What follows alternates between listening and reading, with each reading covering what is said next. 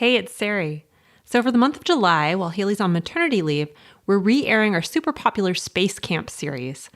In this 4-part series, Haley and I will give you a ton of ideas to set up your dream sewing space. So if you tuned in for the original broadcast of Space Camp, I really recommend tuning in again because you might learn something new this time around, and it will help you tidy up your sewing space. Thanks for listening. I'm Sari. And I'm Haley. And this is Seamwork Radio. In today's episode, we'll be discussing a strategy for auditing your sewing room. So, as we've mentioned in the last couple of episodes, when we hear from seam workers, one of the biggest obstacles that we hear about is managing the sewing space. So, whether you're in a small space, a large space, or an in-between space, you probably have noticed that sewing comes with a lot of stuff, and managing all of that stuff in a way that makes it easy for you to sew can be a real challenge. So last week, we worked on creating a strategy for our sewing space. And now that we're clear on what we want to accomplish, we can do the real work of going through all the stuff. But we're going to share a strategy today so this process feels a lot more manageable because it can be very, very overwhelming to think about going through all your stuff. Yes. But the reality is that when you are doing any kind of big space reset, you have to make a really big mess before you can make things tidy again. And this is the mess portion of things. Yeah, it's like the Marie Kondo thing, right? You take everything out into a huge pile and then figure out what sparks joy. Yes, that's what we're going to be doing. So what we are going to encourage you to do, this is a very action-oriented prompt that we're giving you today. And we are going to ask you to pull everything out and make 5 piles. So I should give this a little bit of a caveat of make sure that you are still keeping in mind your strategy and your goals for your space. So for example, I am working specifically on my closet. So I'm not doing this with every single thing in my sewing room. I'm doing this with my closet specifically. And maybe you'll be in a similar situation. Maybe you're doing the whole thing. But make sure that you're keeping in mind all of the work we've done in the 2 weeks leading up to this to make sure that you're really focusing on your biggest pain points and working towards your final goal. Yeah, absolutely. Whereas I am working on much bigger goals because I'm moving my sewing space into another space, which is my backyard sewing shed. So that's going to require going through pretty much everything, I think. Yeah. So I'm going to ask you to pull out everything in the space that you are going to be focusing on, and you are going to make 5 piles. The first pile is fabric. The second pile is patterns. The third pile is tools. Fourth is notions. And fifth and final pile is trash. And what we're going to be working through is a series of questions for each of these piles to help make sorting them just a little bit easier. I want to start out with fabric because I feel like fabric, it's the big one. Absolutely. For me, it is. I think for a lot of people, it is. And I have some questions that you could ask yourself to make auditing your fabric stash just a little bit easier. My first question is, can you envision yourself wearing it?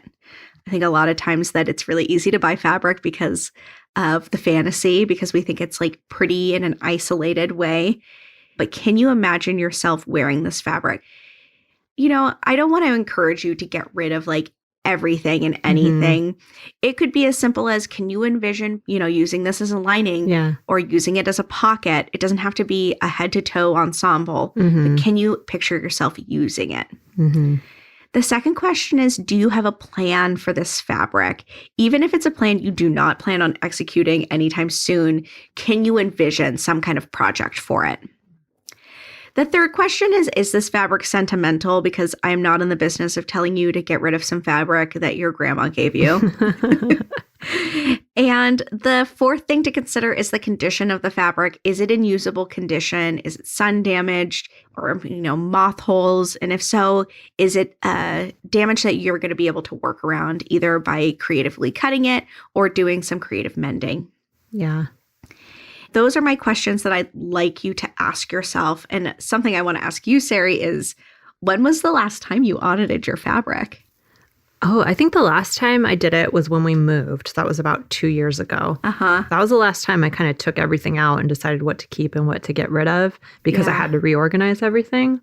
But now I'm really overflowing the space that I have. Yeah. You can see there's a big pile of fabric sitting on my cutting table right now. And there's a pile in the basket on the floor. And a lot of it is stuff that I'm planning to use for things around the house, not for clothing, which I just never seem to get to. So it has been accumulating, and I do need to do another de-stash pretty soon. I think another question I would append to your questions, or maybe it would be like an offshoot of one of those questions, is how long you've had the fabric. Oh, good one. Because I have fabric in my stash I have bins in the garage with some additional fabric. And there's stuff in there I've had for 10, 15, 20 years, maybe. Yeah. If you've had fabric for 20 years that doesn't have particular sentimental value to you, and I'm saying this to myself, like, why? Yeah. Even though I've done a clean out in the last couple of years, like, I don't know why. Yeah. Because you still like it, I guess. But if you really haven't used it in 20 years, you're probably not going to use it, and somebody else probably will. Totally. I totally agree with that. I am definitely due for a de-stash. I think that the last time I went through my fabric stash was in early 2020. We did a series of videos for Instagram in the very beginning, throes of the pandemic. And it was just like some organization and at-home kind of tips. And I went through my stash in the video, and that was the last time I did it. I've moved since then, and that I just literally taped the drawers that I keep all of my fabric in shut and put them on the truck. Yeah. Yeah. I'm in dire need. This makes me think that we should do a big Portland Seamwork sewing get together and swap or something like that. Oh my gosh, my dream. It'd be really fun. It would be. I did a big fabric swap when I released my first book at Powell's. We did a get together there, and I did a reading, and we had a fabric swap to go with it. And I think, I don't know, it's fun. You get to come away with new things and get rid of old stuff. It'd be fun to do like a picnic and fabric swap or something like that. Oh my gosh, I love that. Adding it to the list of ideas. For the local chapter. Yeah. We're just getting started with local chapters at Seamwork, which I'm so excited about. I just love this idea of getting together with people in person in the community from Seamwork. So, and I know people are already starting to do it in different areas. And it's just so exciting to me. We have our first local chapter meetup, I think, next week. Yeah, I can't go because it's sold out before I could. That the same thing happened to me. I kid you not. I was out of town when we opened up the signups for it. And then by the time I returned, all the spaces. That probably sounds crazy to some of you, but it's a tour of the Pendleton factory. So there's a limited amount of spaces. That it's not because we set an arbitrary number. Yeah. No, we can't go. That would be weird. No, I was just in San Francisco when we opened up the signups, and I totally missed it and was kicking myself. I think I was out of town too. But you know what? Next time. All right. So the next pile we're going to be sorting through is our patterns, which I know for me is maybe my second biggest pile. So I have 3 questions for you to ask yourself as you look through your patterns. First question is this a style that you like wearing? Would you ever wear this? I think it sounds like a silly question, but I know that there are patterns that I've accumulated, especially vintage ones over the years, that I just realistically would never wear. Yeah. But they're cool. And that's okay to keep as kind of a catalog or a collection, but it's something to consider and do so intentionally. Yeah. The next question is the pattern in your size? And if it's not, are you willing to do the work to make it your size and grade it? This is another place where I insert many vintage patterns that I have. And then the third question is, have you made the pattern? And if so, did you enjoy it? Do you plan on making it again? Yeah, that's a big one for me when it comes to digital patterns. I don't mean the digital files, but I mean the printouts that I've already made. So I don't keep them unless I really think I'm going to make it again. Yeah. I have the same strategy. If I don't see myself making it again, then I will recycle it instead of putting it in a pile and then recycling it in 3 years from now. Yeah. Yeah.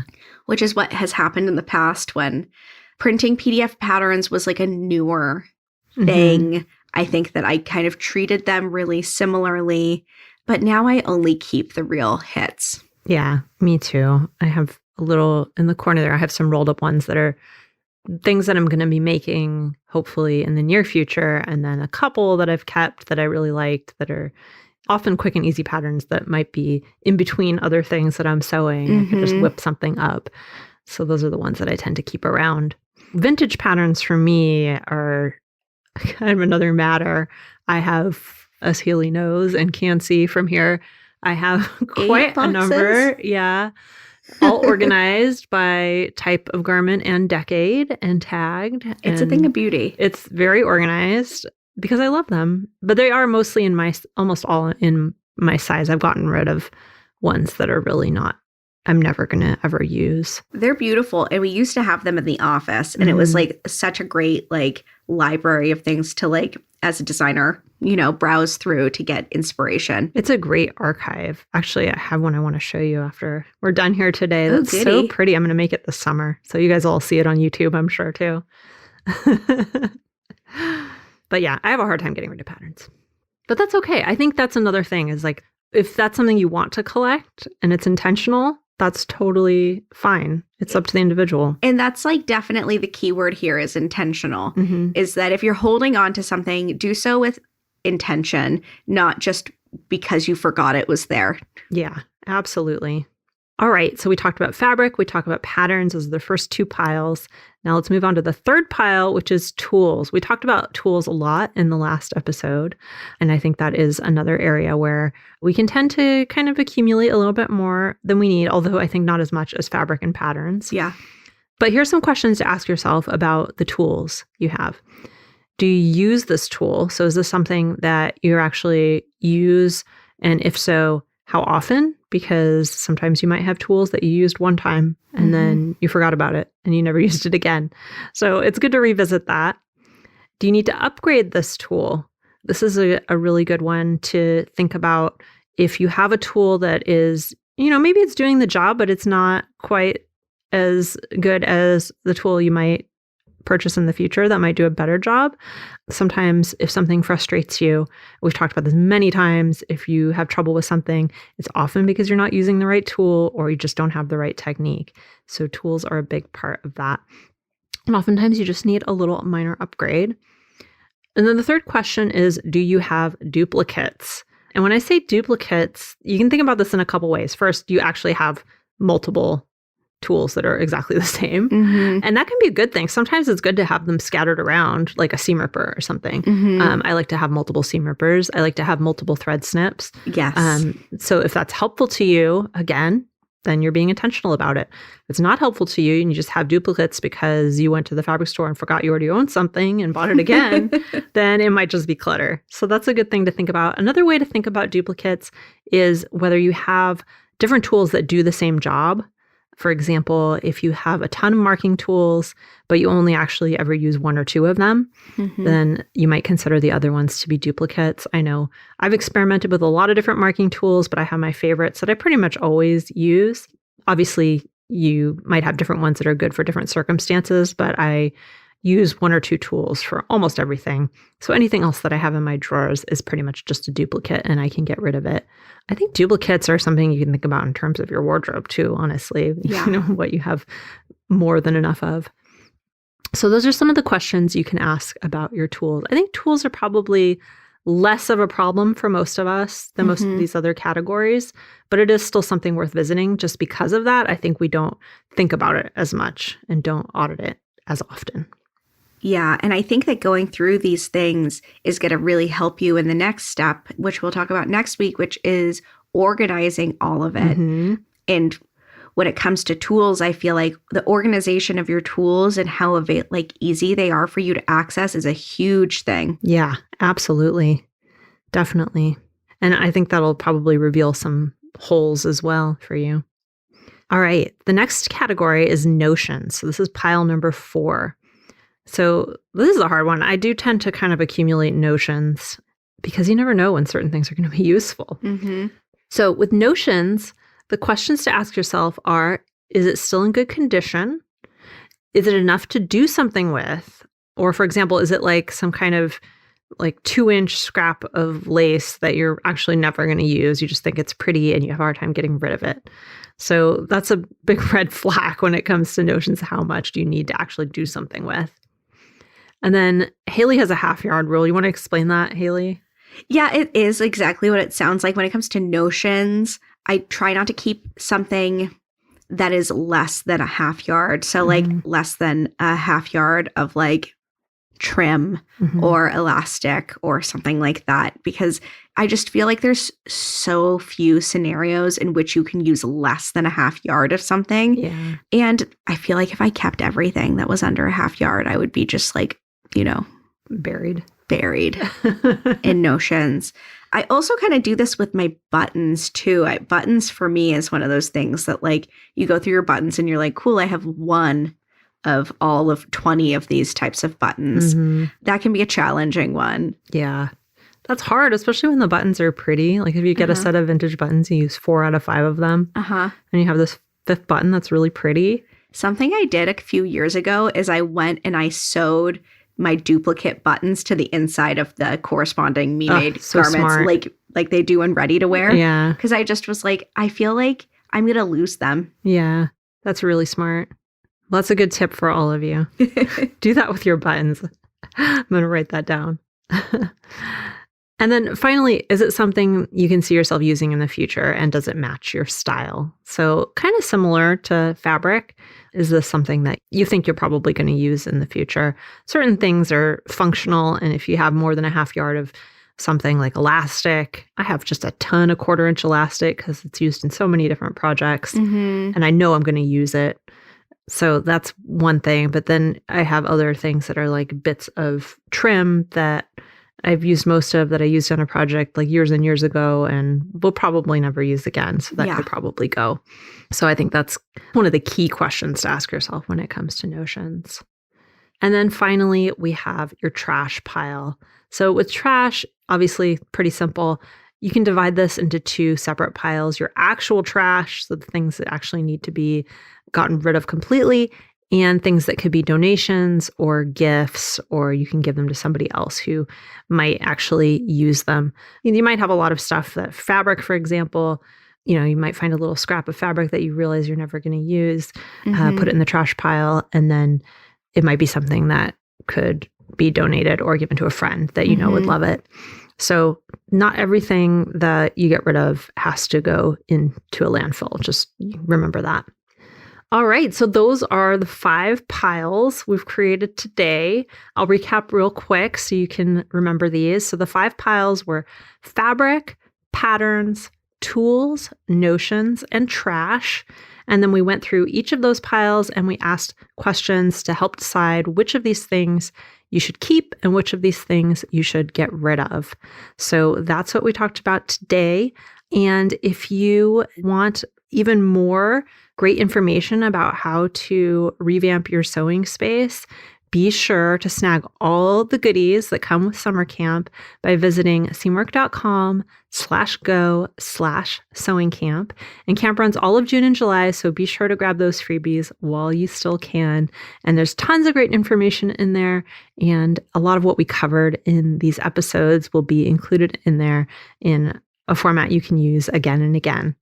And if you liked this episode, please consider leaving us a review. It really helps other people to discover the podcast.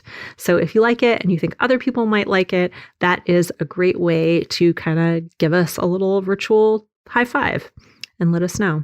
And you can follow us on YouTube at Seamwork Video.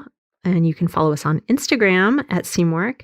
And if you'd like to join us at Seamwork and become part of our private community, plus get access to hundreds of sewing patterns and dozens of sew-along classes, our podcast listeners get a 50% off lifetime discount when you join at seamwork.com/go/podcast50. That's seamwork.com/go/podcast50.